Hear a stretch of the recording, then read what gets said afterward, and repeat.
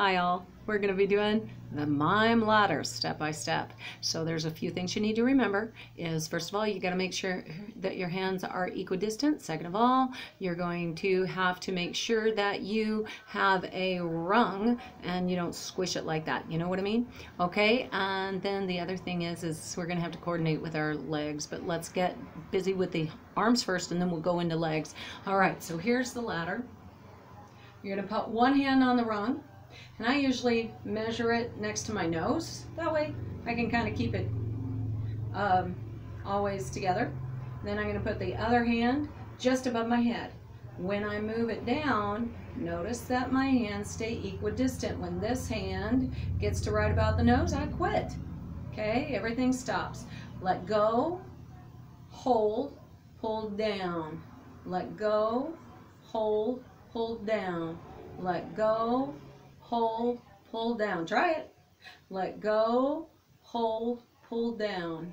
Let go, hold, pull down. Okay, good. Now we're going to add the legs.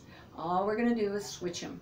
So as I lift up, one knee is out, the other knee is out. No problem. Hold and lift yourself up and change knees out.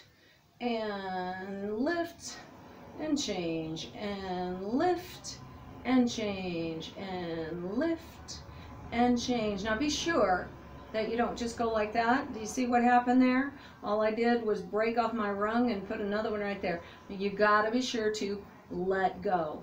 Let go, hold, then lift, right? Let go, hold, then lift. Got it? Yeah. Then when you get real good at this, you're going to have to try to go backwards. Oh dear. Usually what happens is once you get to this point, it's like, ah, ah. Okay, don't do screaming. Just go ahead and we're going up that ladder. Hands are equidistant. We're going down that ladder. Hands are equidistant.